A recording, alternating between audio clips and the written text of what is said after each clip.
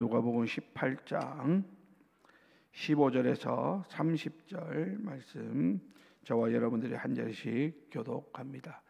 누가복음 18장 15절에서 30절. 사람들이 예수께서 만져주심을 바라고 자기 어린 아기를 데리고 오매 제자들이 보고 꾸짖거늘 예수께서 그 어린 아이들을 불러 가까이 하시고 이르시되 어린 아이들이 내게 오는 것을 용납하고 금하지 말라. 하나님의 나라가 이런 자의 것이니라. 내가 진실로 너희에게 이르노니 누구든지 하나님의 나라를 어린아이와 같이 받아들이지 않는 자는 결단코 거기 들어가지 못하리라 하시니라. 어떤 관리가 물어 이르되 선한 선생님이여 내가 무엇을 하여야 영생을 얻으리이까? 예수께서 이르시되 내가 어찌하여 나를 선하다 일컫느냐? 하나님 한 분 외에는 선한 이가 없느니라. 네가 계명을 안 하니 간음하지 말라, 살인하지 말라, 도둑질하지 말라, 거짓 증언하지 말라, 네 부모를 공경하라 하였느니라. 여짜오되 이것은 내가 어려서부터 다 지키었나이다. 예수께서 이 말을 들으시고 이르시되 네게 아직도 한 가지 부족한 것이 있으니 네게 있는 것을 다 팔아 가난한 자들에게 나눠주라. 그리하면 하늘에서 네게 보화가 있으리라. 그리고 와서 나를 따르라 하시니 그 사람이 큰 부자이므로 이 말씀을 듣고 심히 근심하더라. 예수께서 그를 보시고 이르시되 재물이 있는 자는 하나님의 나라에 들어가기가 얼마나 어려운지 낙타가 바늘기로 들어가는 것이 부자가 하나님의 나라에 들어가는 것보다 쉬우니라 하시니 듣는 자들이 이르되 그런즉 누가 구원을 얻을 수 있나이까? 이르시되 무릇 사람이 할 수 없는 것을 하나님은 하실 수 있느니라. 베드로가 여짜오되 보옵소서 우리가 우리의 것을 다 버리고 주를 따랐나이다. 이르시되 내가 진실로 너희에게 이르노니 하나님의 나라를 위하여 집이나 아내나 형제나 부모나 자녀를 버린 자는 현세의 여러 배를 받고 내세의 영생을 받지 못할 자가 없느니라 하시니라. 아멘. 자, 오늘 말씀은 누가 그 나라에 들어가는가, 누가 그 나라에 들어가는가라는 제목으로 잠시 말씀을 나누겠습니다. 여러분, 오늘 우리가 읽은 이 본문 말씀에 보면 두 가지 중요한 사건이 나옵니다. 하나는 어린아이들이 예수님께 나오는 장면이고, 또 하나는 부자 관원이 예수님께 영생에 대해서 묻는 그런 장면입니다. 이 두 사건을 통해서 예수님께서는 오늘 누가 하나님 나라에 들어가는가에 대한 아주 중요한 교훈을 말씀해 주고 있습니다. 자, 먼저 어린아이를 예수님께 데려오는 이 장면을 잠시 생각해 봅시다. 예수님께 많은 사람들이 어린아이들을 데려오고 있습니다. 그러자 제자들은 이를 꾸짖고 있습니다. 당시 유대 사회에서는 어린아이들이 중요하게 여겨지지 않았기 때문이죠. 그러나 예수님은 그런 제자들의 태도를 책망하시면서 오히려 어린아이들을 더 가까이로 부르시고 있습니다. 예수님께서는 어린아이들을 통해서 하나님 나라에 들어가는 사람들의 특성이 무엇인지에 대해서 이렇게 말씀하시죠. 자, 16절 말씀에 보니까 하나님의 나라가 이런 자의 것이니라 하면서 17절 우리 다 같이 한번 읽어볼까요? 17절 다 같이 읽습니다. 시작. 내가 진실로 너희에게 이르노니 누구든지 하나님의 나라를 어린아이와 같이 받아들이지 않는 자는 결단코 거기 들어가지 못하리라 하시니라.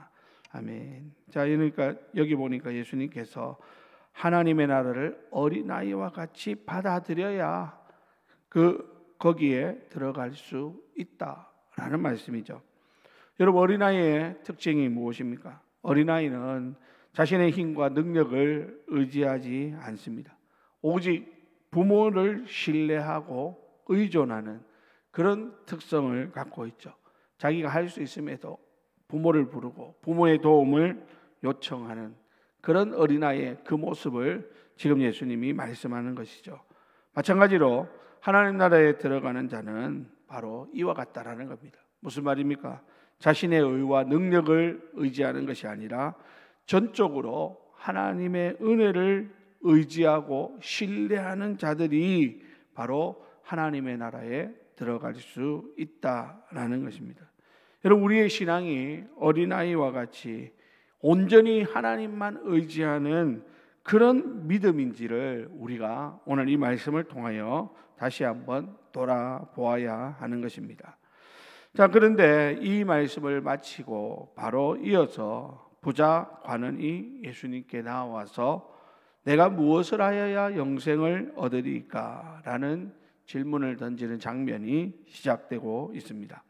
자, 여기서 중요한 것은 뭡니까? 그의 질문이 무엇을 해야 영생을 얻을 수 있겠느냐라는 것이죠. 그러니까 지금 이 부자 관원은 내가 무엇을 해야, 즉 행위 중심적인 그러한 구원으로 접근을 하고 있다라는 것입니다.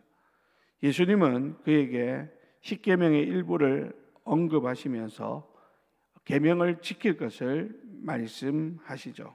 20절에 보니까 내가 계명을 안 하니 간음하지 말라, 살인하지 말라, 도둑질하지 말라, 거짓 증언하지 말라, 내 부모를 공경하라 하였느니라, 이렇게 말씀합니다. 자, 그랬더니 이 부자 관원이 21절에 이것은 내가 어려서부터 다 지켰나이다 이러면서 자신은 모든 것을 다 지켰다고 자신 있게 대답을 하고 있습니다.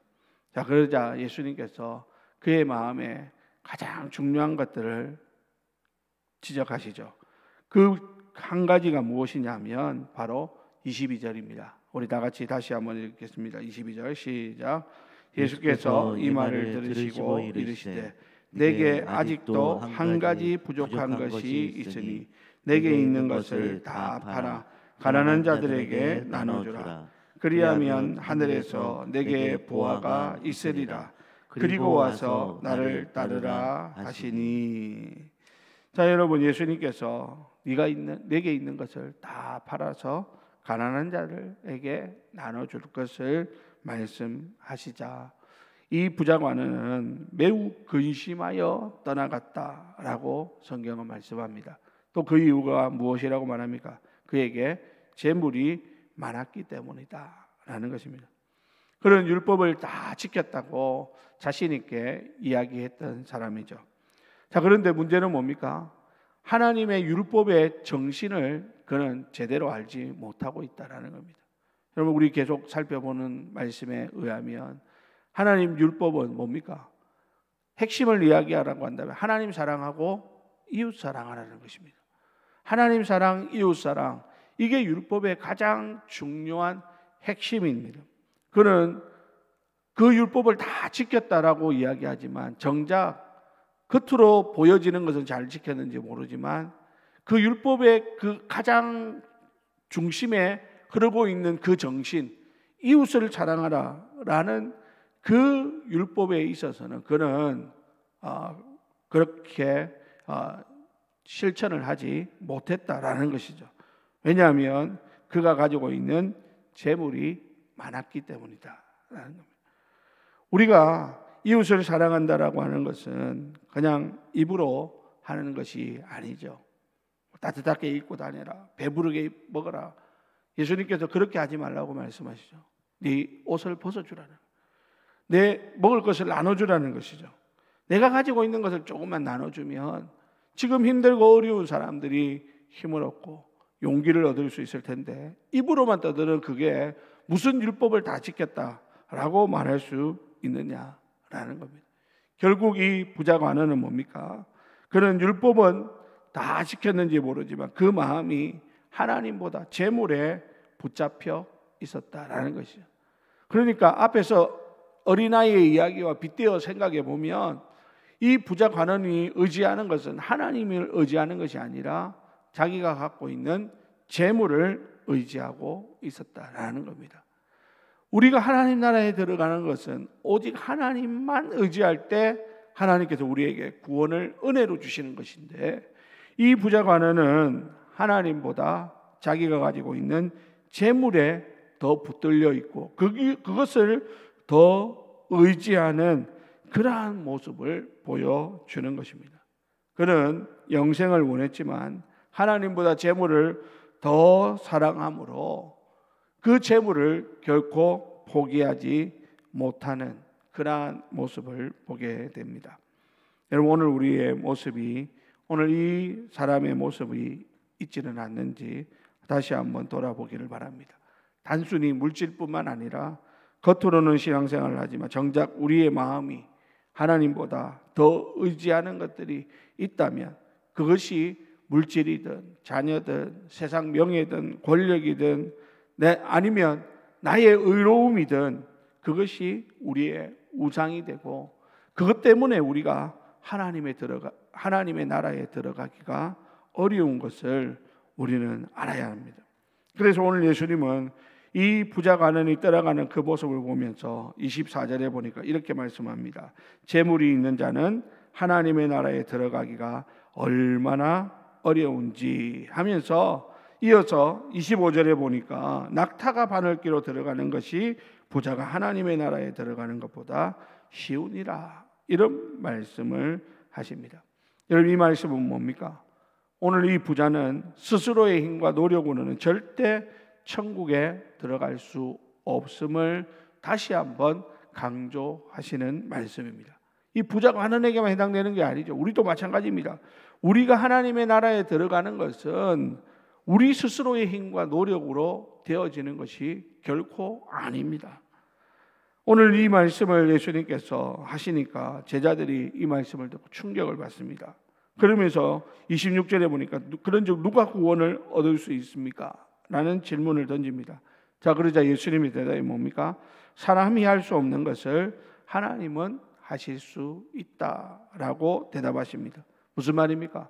구원은 사람이 하는 것이 아니라 하나님이 하시는 거라는 겁니다.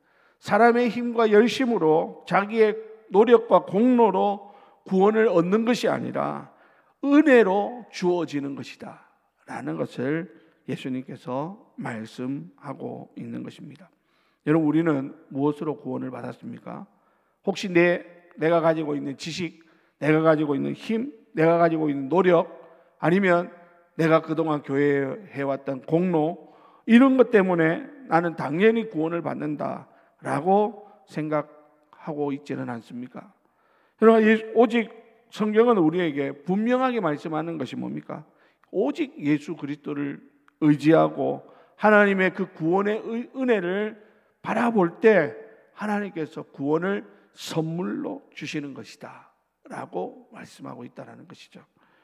오늘 우리는 그러므로 오늘 우리가 지금 붙들고 있는 것이 혹시 부자 관원처럼 재물인지, 아니면 나의 의로움인지, 나의 공로인지, 나의 노력인지, 나의 열심인지 우리가 스스로 정직하게 우리 자신을 보아야 되고, 그리고 그 모든 것들을 내려놓는 결심과 결단이 있어야 하는 것입니다. 오늘 예수님께서 이 말씀을 하실 때 베드로가 이렇게 말씀하죠. 28절에 보니까 우리가 우리의 것을 다 버리고 주를 따랐나이다. 베드로가 보면 눈치가 빨라요. 지금 예수님이 무슨 말씀 하시는지를 잘 알죠. 자, 그때 예수님께서 하시는 말씀이 뭡니까? 29절 30절에 보니까 하나님의 나라를 위하여 집이나 아내나 형제나 부모나 자녀를 버린 자는 현세의 여러 배를 받고 내세의 영생을 받지 못할 자가 없느니라. 여러분, 이 말씀은 단순히 예수님을 따르기 위해서 재산과 가족을 다 버려야 된다, 그 말씀을 하시는 겁니까? 아니죠. 우리의 삶에 하나님을 최우선 순위에 두라라는 의미입니다. 하나님을 위해서 내 것을 희생할 줄 아는 자는 이 땅에서 하나님의 풍성한 은혜를 경험하고 내세에서는 영원한 생명을 얻게 될 것이다 라는 것입니다. 하나님을 위한다라고 하면서 내 것을 손해보려고 하지 않으면, 그러면 그 사람은 하나님 앞에 누릴 것이, 얻을 것이 하나도 없는 것입니다. 하나님이 최우선 순위에 두면 내가 가장 중요하게 여기는 것도 포기할 줄 알아야 됩니다. 내 자존심, 내 기분, 내 감정 뿐만 아니라 내가 가지고 있는 재산까지도 하나님이 원하시면 기꺼이 내려놓을 줄 알 때 하나님께서는 결코 그 사람을 그냥 내버려 두지 않겠다라고 말씀하는 것이죠. 하나님께서 영원한 생명과 풍성한 은혜를 하나님은 약속해 주시는 겁니다. 사랑하는 우리 성도 여러분, 오늘 이 말씀 너무나 중요한 말씀입니다. 어린아이와 같이 하나님의 나라를 받아들이지 않으면 천국에 들어갈 수 없다라는 이 말씀. 그러면 우리는 어린아이와 같이 오직 하나님만 바라보고 의지하고 살아가고 있는가? 우리 스스로 자신에게 질문하면서 하나님 앞에서 다시 한번 결심하고 결단하는 그런 복된 날이 되시기를 주님의 이름으로 부탁을 드립니다. 기도하겠습니다.